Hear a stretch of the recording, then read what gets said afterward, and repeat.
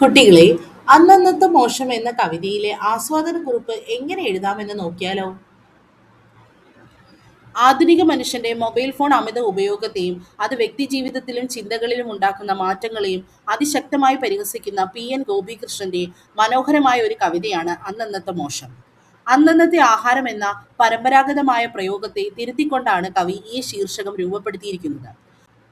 പണ്ട് മനുഷ്യന്റെ പ്രാഥമിക ആവശ്യം അന്നന്നത്തെ വിശപ്പടക്കലായിരുന്നുവെങ്കിൽ ഇന്നത്തെ ആധുനിക മനുഷ്യന് ദിവസേനയുള്ള ഡിജിറ്റൽ ലോകത്തെ ആനന്ദവും സമ്പർക്കങ്ങളുമാണ് ഏറ്റവും പ്രാധാന്യം.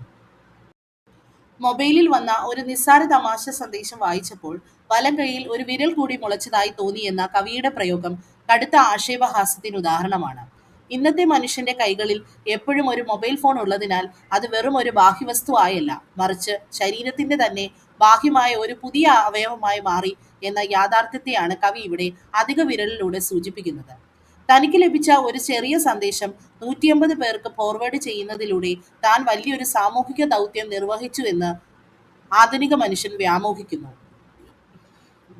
യാഥാർത്ഥ്യ ജീവിതത്തിൽ ഒറ്റപ്പെടൽ അനുഭവിക്കുന്ന വ്യക്തികൾ ഡിജിറ്റൽ ലോകത്തെ ലൈക്കുകളിലും ഷെയറുകളിലും സന്ദേശങ്ങളിലുമാണ് ഇന്ന് വ്യാജമായ ആത്മസമൃദ്ധി കണ്ടെത്തുന്നത്.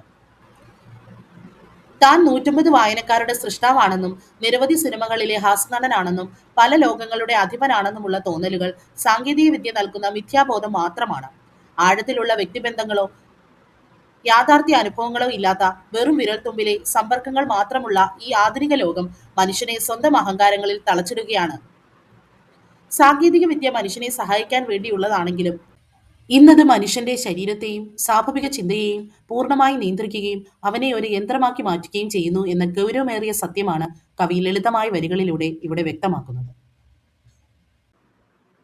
ഈ പാഠഭാഗം നിങ്ങൾക്ക് ഇഷ്ടപ്പെട്ടുവെങ്കിൽ കൂടുതൽ ലളിതമായ പഠന വീഡിയോകൾക്കായി പ്രിയങ്ക ട്യൂട്ടോറിയൽ സബ്സ്ക്രൈബ് ചെയ്യൂ.